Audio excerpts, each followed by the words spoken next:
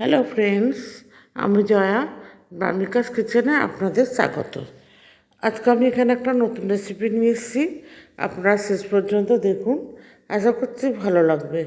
আর ভালো লাগলে অতি অবশ্যই লাইক, শেয়ার, কমেন্টস করবেন। আর নতুন বন্ধু যারা আছেন আমার ভিডিওটা দেখছেন, চ্যানেলটাকে যদি সাবস্ক্রাইব না করে থাকেন তাহলে সাবস্ক্রাইব করার অনুরোধ রইল।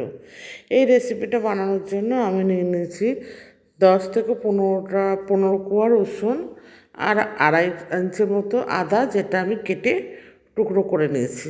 নিয়ে আমি আর 4-5টা কাঁচা লঙ্কা, যেটা দিয়ে আমি একটা পেস্ট তৈরি করে নেব। ঠিক এরকমভাবে একটা পেস্ট তৈরি করে নিয়েছি।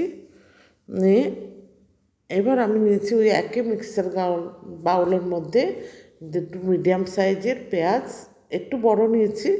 নিয়ে এবার এটারও একটা পেস্ট তৈরি করে নেব। পেঁয়াজের পেস্টটা তৈরি হয়ে গেছে ঠিক এইভাবে। এবার আমি নিয়ে নিচ্ছি 1/2 কিলোর মতো চিকেনটাকে ভালো করে ছোটো করে টুকরো করে কেটে নিয়েছি, আর ভালো করে গরম জল দিয়ে ওয়াশ করে নিয়েছি। দিয়ে এবার আমি অর্ধেক পেঁয়াজ বাটাটা আমি এর মধ্যে দিয়ে দেবো, আর অর্ধেকটা আমি রেখে দেবো, পরে আমার কাজে লাগবে। এবার অর্ধেক পেঁয়াজ বাটা দিয়ে দিচ্ছি, আর দিয়ে দিচ্ছি আদা, রসুন, কাঁচা লঙ্কা বাটাটা দিয়ে এটাকে আমি ম্যারিনেট করব।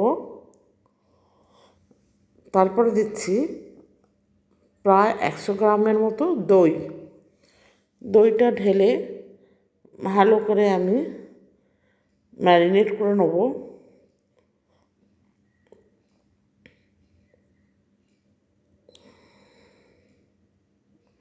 আর দিচ্ছি 1/2 চা চামচের মতো গোলমরিচের গুঁড়ো। এই সমস্ত উপকরণগুলোকে ভালোভাবে ম্যারিনেট করে নিয়েছি।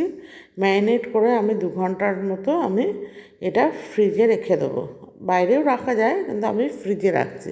এবার গ্যাসে একটা কড়াই বসিয়ে দিচ্ছি, দিয়ে গ্যাসটাকে অন করে দিয়েছি। দিয়ে এবার কড়াইতে কিছুটা তেল দিয়ে দিয়েছি, আরও কিছুটা তেল দিচ্ছি।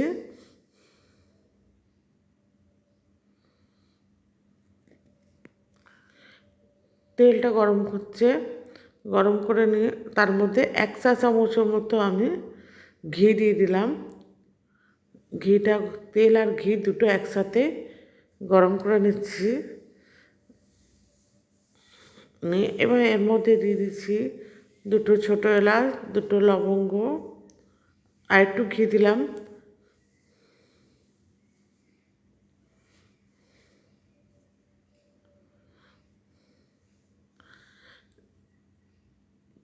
এবার 2টো ছোটো এলাচ, 2টো লবঙ্গ, আর 2টো দারচিনি, আর 2টো শুকনো লঙ্কা দিয়ে আর পেঁয়াজ বাটাটাও আমি এর মধ্যে ঢেলে দিলাম। দিয়ে ভালো করে আমি নেড়ে চেড়ে নেব।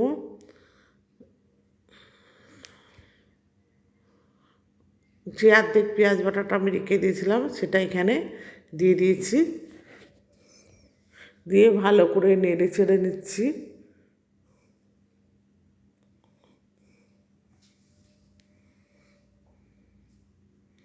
এটা পেঁয়াজ বাটাটা ভাজা হয়ে গেছে।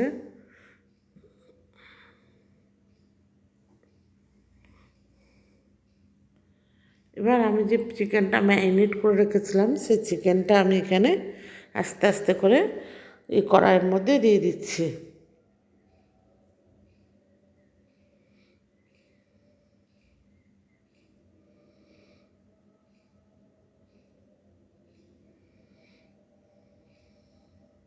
সমস্ত চিকেনগুলো দেওয়া হয়ে গেছে।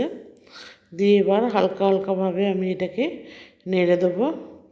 নেড়ে সমস্ত উপকরণগুলো মানে তেল, তারপরে আদা রসুন যেগুলো মাখানো আছে সেগুলো সব একসাথে যাতে মিশে যায় সেভাবে নেড়ে ছেড়ে দিচ্ছি।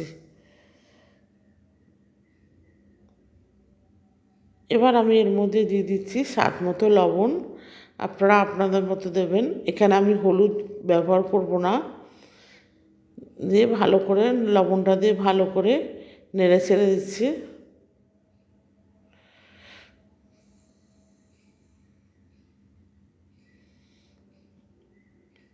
আস্তে আস্তে করে নাড়ছি যাতে চিকেনগুলো ভেঙে না যায়, কেন এটা অনেকক্ষণ ম্যারিনেট করা ছিল। এবার আমি এর মধ্যে একটা ঢাকনা দিয়ে দিচ্ছি যাতে এটা সেদ্ধ হোক। যতক্ষণ চিকেনটা সিদ্ধ হচ্ছে ততক্ষণ আমরা আর একটা পেস্ট বানিয়ে নিই, কেন এই রেসিপিতে এই পেস্টটাও দরকার। এখানে আমি কিছুটা পরিমাণে কাজু বাদাম নিয়েছি আর 2 চা চামচের মতো আমি পোস্ত নিয়েছি। এবার কাজু আর পোস্ত দুটোকে একসাথে প্রথমে শুকনো করে একটু পেস্ট করে নেব, নিয়ে তারপরে আমি এটাকে জল দিয়ে ভালো করে পেস্ট করে নিয়েছি। এভাবে পেস্ট করে নিয়ে এই পেস্টটা এবার আমি এই কড়াইতে ঢেলে দিয়েছি,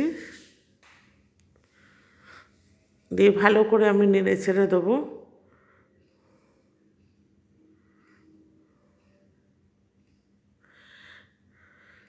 বন্ধুরা, যারা নতুন বন্ধু আমার ভিডিওটা দেখছেন তাদের কাছে অনুরোধ আমার চ্যানেলটাকে সাবস্ক্রাইব করে দেবেন এবং পাশে থাকা যে বেল আইকনটা সেটা অতি অবশ্যই প্রেস করবেন, কারণ ওটা প্রেস করে দিলে আমি যখন কোনো নতুন ভিডিও দেবো তখন সবার প্রথমে আপনাদের কাছে পৌঁছাবে। আর একটা লাইক, কমেন্টস আর শেয়ার করবেন, প্রচুর প্রচুর শেয়ার করবেন। লাইক করলে আমি মোটিভেট হব এবং হয়ে আরও ভালো অনুপ্রাণিত হয়ে ভালোভাবে আরও ভিডিও তৈরি করব। এতে আমার ভালো লাগবে। আমার রেসিপিটা তৈরি হয়ে গেছে, এবার আমি একটা পাত্রে নিয়ে নিচ্ছি। সেই পাত্রে পরিবেশনের জন্য সেই পাত্রে আমি এই চিকেন রেজালাটা তুলে নিচ্ছি। এই চিকেন রেজালা ভাত, রুটি, নান, পরোটা সবের সাথে খেতে ভালো লাগে। দেখুন বন্ধু, কি সুন্দর কালার এসছে। চিকেন রেজালাটা আমার তৈরি হয়ে গেছে। আশা করছি আপনাদের ভিডিওটা ভালো লেগেছে। পুরনো বন্ধুরা যেভাবে সাপোর্ট করেছেন সেভাবে সাপোর্ট করবেন। ধন্যবাদ।